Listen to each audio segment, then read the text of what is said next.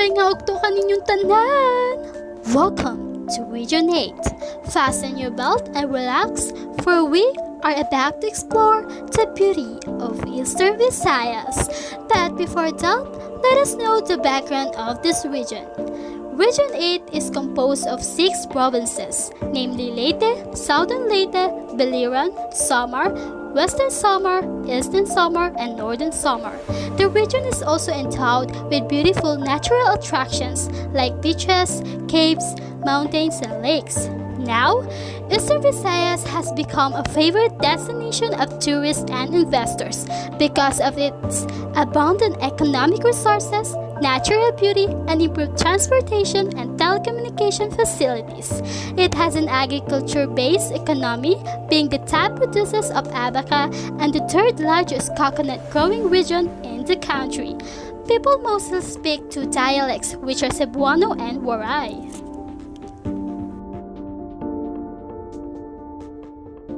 And now, is all of you ready? Okay, let's first visit the small island in southern Leyte, the island of Limasawa. The place was called Limasawa because Kalambu, the Ra of the island, has 5 wives, which means Lima Asawa. It is inhabited by Visayan peoples who practice subsistence agriculture and fishing. The significance of it in our history, it was a place where the first Catholic Mass was celebrated, and it was March 31, 1951. This island was Ferdinand Magellan's first made extended contact with the Filipino natives. It has commemorative Magellan's Cross, which means the reminder of the country's first Mass. Did all of you want something memorable? Come and explore the Madonna of Japan. Located in Kanahuru Hill, that is not too far from Tacloban City. The Japanese government built a monument of Maria Cannon in that area and later became known as the Madonna of Japan Memorial Park. It symbolizes the friendship of Filipino and Japanese people after the World War II. Going back to the history of Japanese and Filipinos, the Japanese invaded and occupied the Philippines on the 25th of only 1942. The Japanese armed forces landed in Tacloban City, and which was the beginning also the 3-year occupation of Leyte.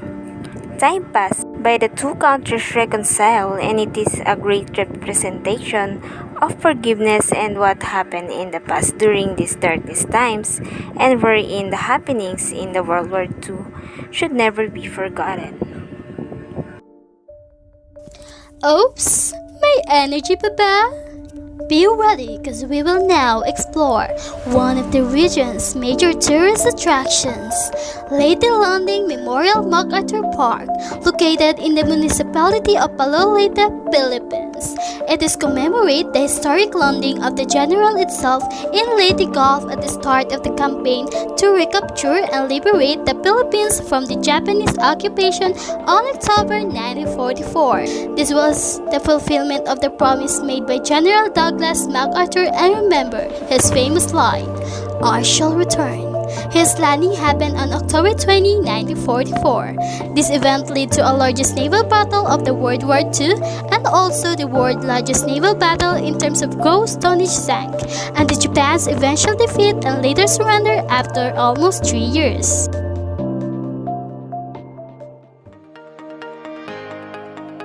Don't miss to visit the biggest and the oldest cathedral in the Region 8, the Metropolitan Cathedral of Our Lord Transfiguration, also known Palo Cathedral.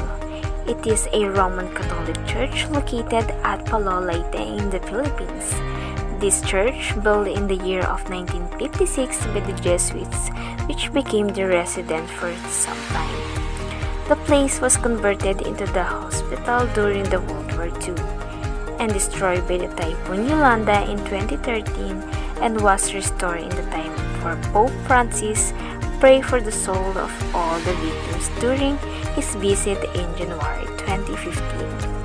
Let's go and take a breath for the longest and the famous bridge in the Philippines, the San Juanico Bridge. It was constructed in 1969 and introduced on July 2, 1973. Each main island of Region 8 joined with its two famous 2.7 kilometers San Juanico Steel Bridge, which connect the islands of Samar and Leyte. The spanning across the San Juanico Strait, it is considered as the longest bridge across the body of seawater in the Philippines. It is also known as the symbol of love because it is to be the gift of the late President Marcos to his wife, who was resident of Tacloban City during her youth.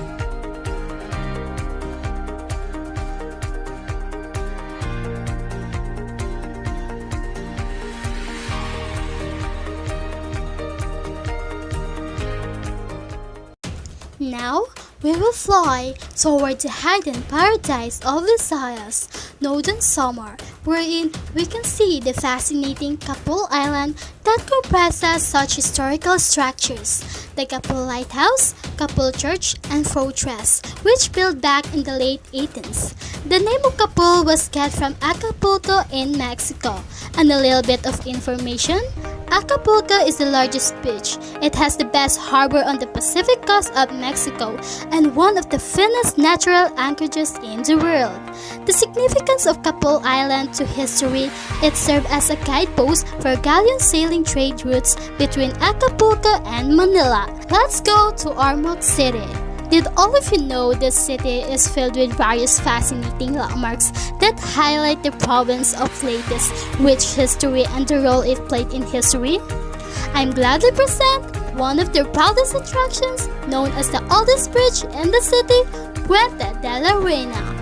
It is also called the Bridge of the Queen, considered as the last existing physical structure that symbolizes Spanish colonization of the city. It was built in the early 18th but was completed in 1861. During the Spanish era, the bridge served as a docking area for sailboats, vintage of Chinese, Javans, and Indonesians who frequented the island to sell their commodity. The bridge is still in use today because its cobblestones are still intact, relics of an age long gone. It is situated near twin buildings of the executive and legislative branch of the city and beside the Ormoc City Hall. Whoops! That's not the last, because we will also visit in Ormoc City the ruins of Condemnator 10 residence. This has a well-manicured lawn and swimming pool considered as one of the most beautiful sceneries in Ormoc. The significance of it in our history, as war broke out, it was utilized as one of the headquarters of the Japanese military operations in Leyte and was partially destroyed by the bombings of the famous Battle of Ormoc Bay. Its ruins serve as a symbolic structure of Ormocanans' indulgence of World War II.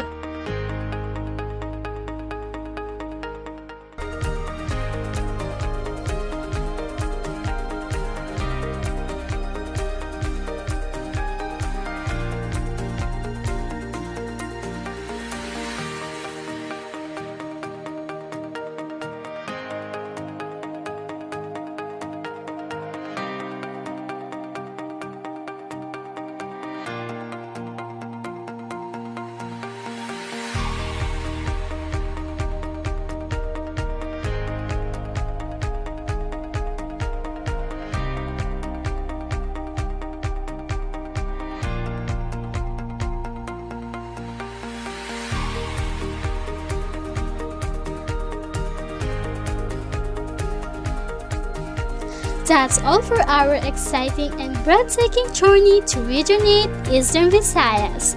I hope everyone has learned and appreciated the beauty and importance of those places in our history. If you want to visit this region, don't hesitate. Grab your luggage and book na! Daghang salamat sa pagtanaw. Mabuhay Pilipinas!